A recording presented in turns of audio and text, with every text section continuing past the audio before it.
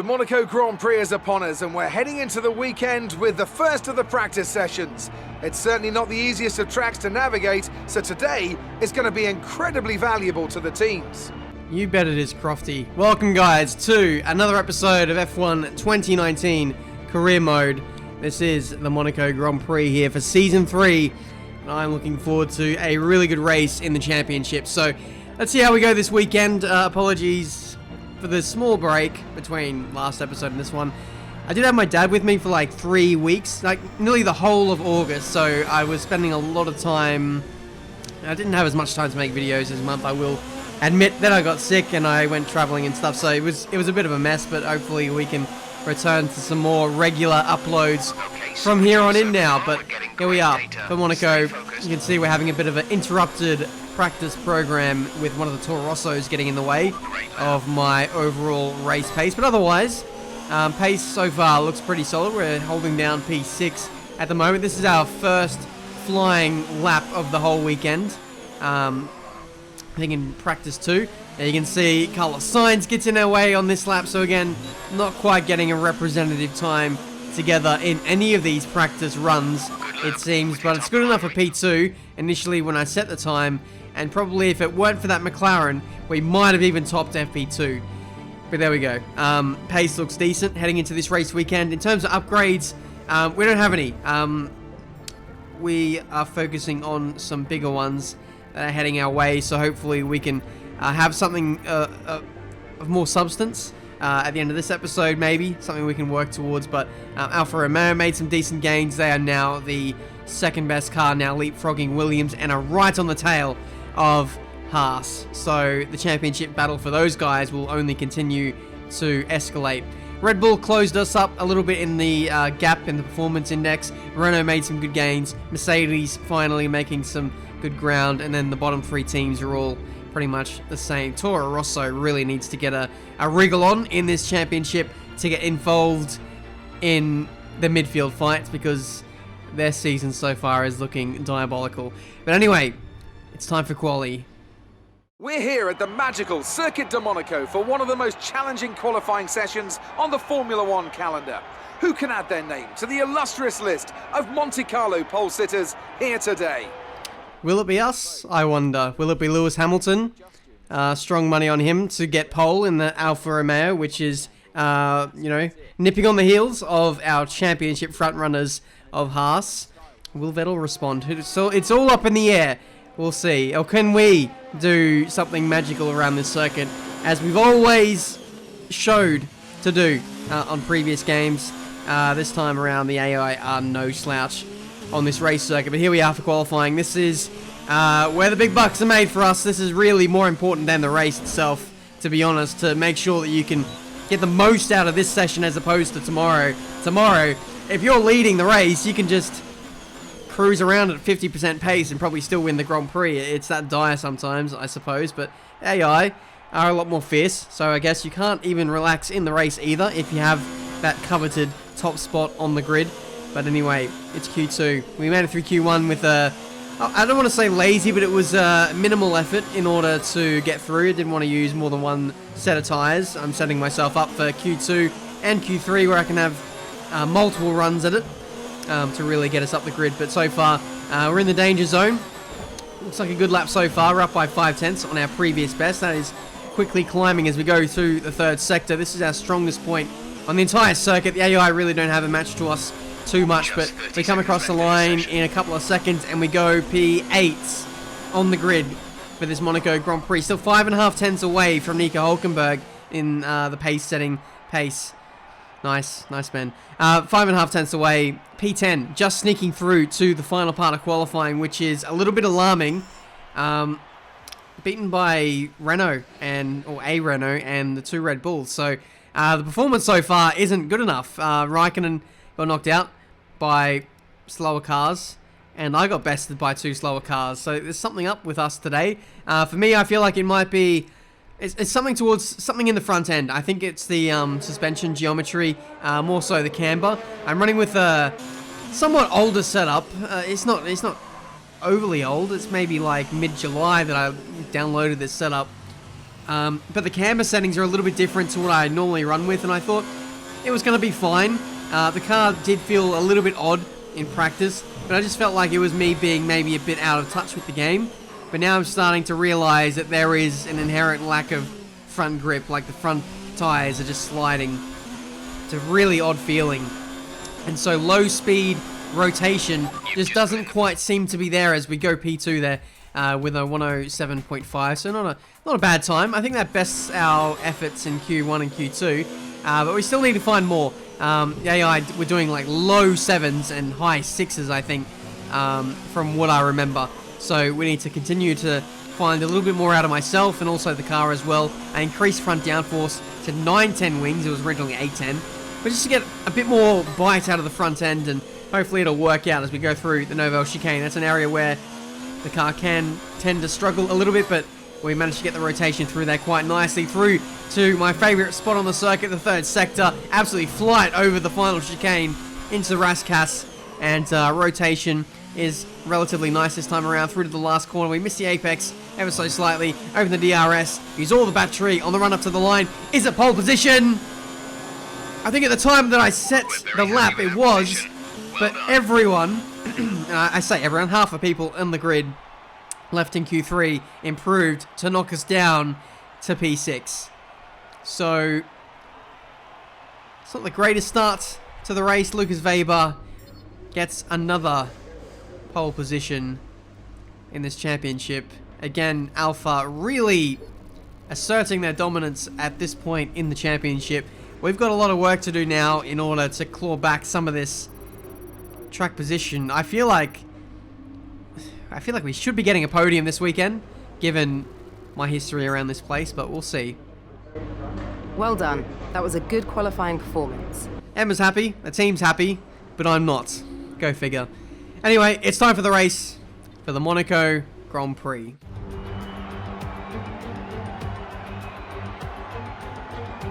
A proper road race, and in the true meaning of the word.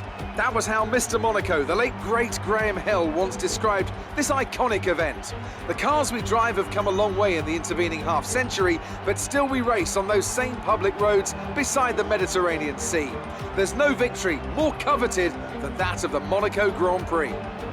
Joining me for today's race once again is Anthony Davidson. Let's talk about Day. That was a great podium in the last race, so can they keep that momentum going this weekend? Well, Weber has a reputation for consistency that goes back to his days in F2, but as we've seen before, being consistent and consistently winning F1 races can be two very different things.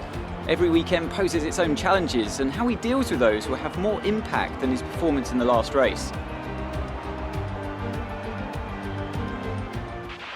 Okay, don't try anything silly into one. It's going to be crazy in there. Just do your best to stay out of trouble.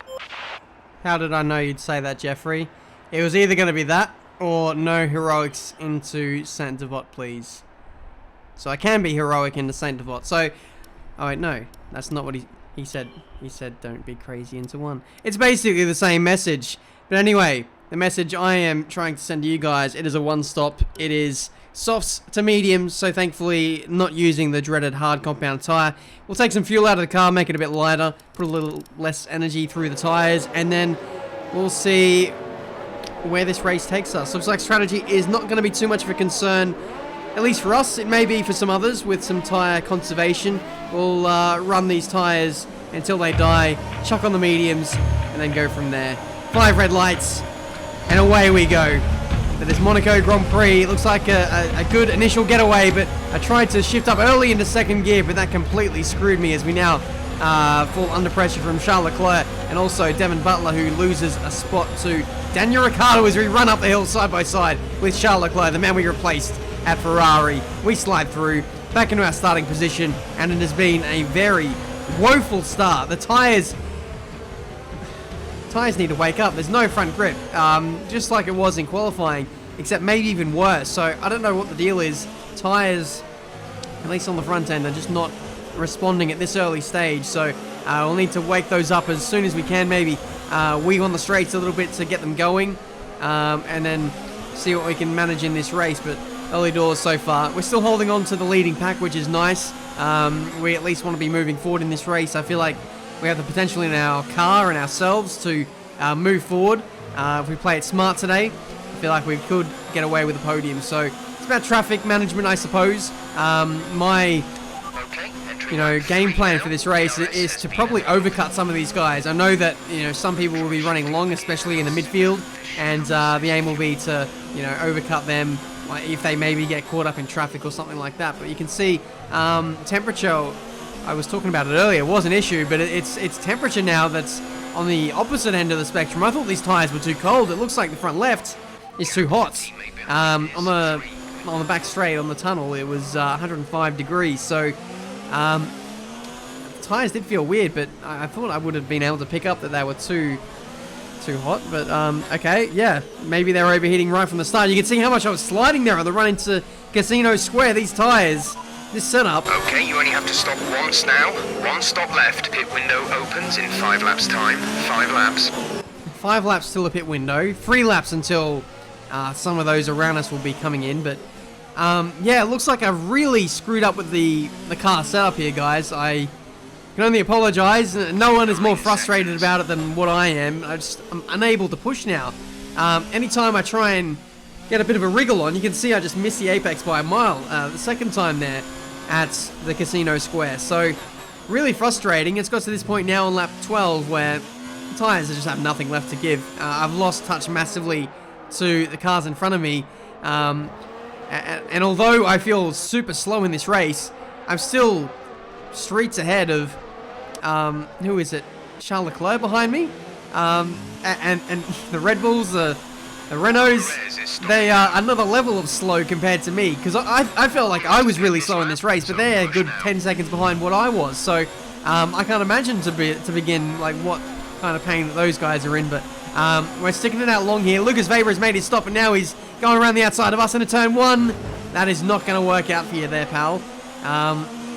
There's just no space there. He had a lot of overspeed here. Wasn't expecting him to be this close. And he actually put himself into the wall. So there was space. But he decided to try and push the envelope a little bit too hard. And just gave him... Did he give himself front wing damage? I think he's fine. I didn't see anything fly off his car. So Lucas on simulation damage is very, very lucky, it seems. Lap 14. Lucas having another go at us here on the back straight. It looks like he's going out the inside. We'll leave a little bit of space. There's contact. We're in the wall. Oh my god, we're in the wall. Thank you, Lucas. I really appreciate that. Front wing is damaged now, and I think Lucas is well and truly damaged now at this point. If it didn't survive the earlier contact, it hasn't survived this one. Jesus. Thank you for that. That was just unnecessary. Completely unnecessary. I was maybe 1 or 2 laps away from making a pit stop. I did leave space, but probably not enough. But it's that thing where the AI turned in too early for the corner, put himself in the wall and hit me off. And so we're going to be coming into the pits and changing the front wing. Oh!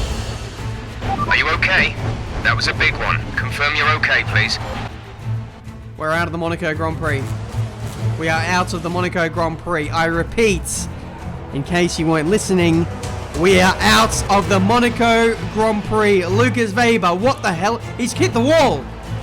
He's hit the wall. Okay. Yeah, so he's pushing too hard to get back into the pit lane.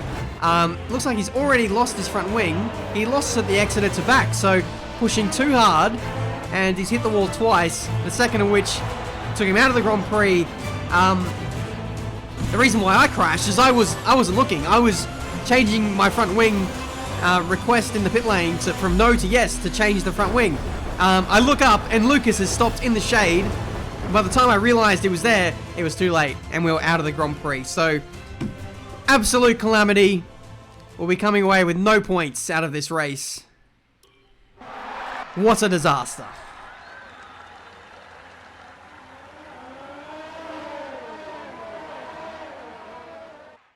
Alfa Romeo have been winning fans the world over with their brilliant driving, showing that they're a force to be reckoned with out there on the track. They'll certainly be building on that fan base after today's excellent result.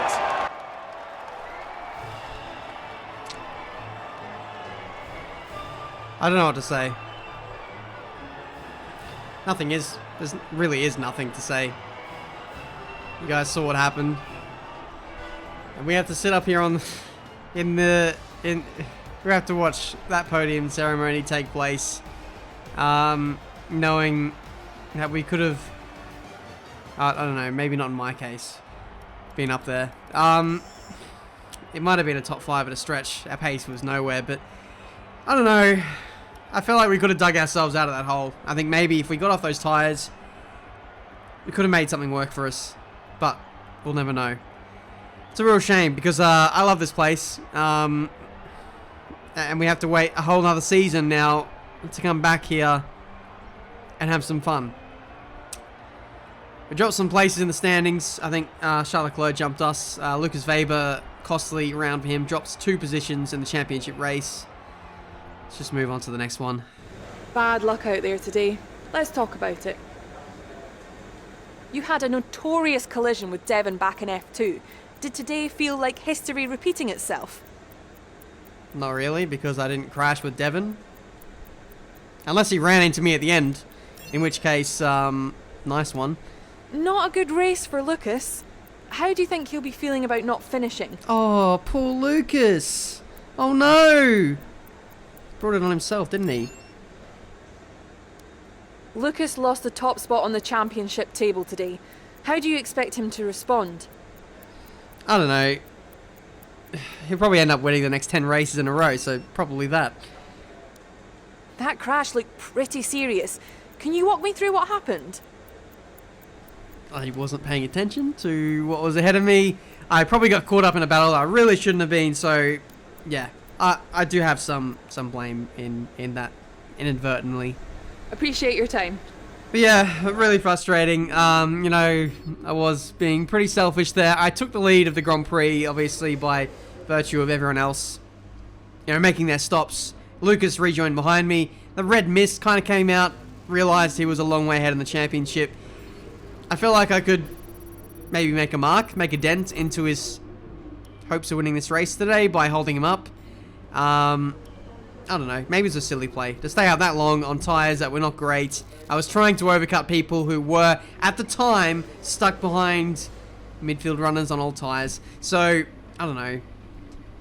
Ultimately, we should have been faster today, and that's on me. So, I'll need to work on that next time we roll around to this Grand Prix circuit.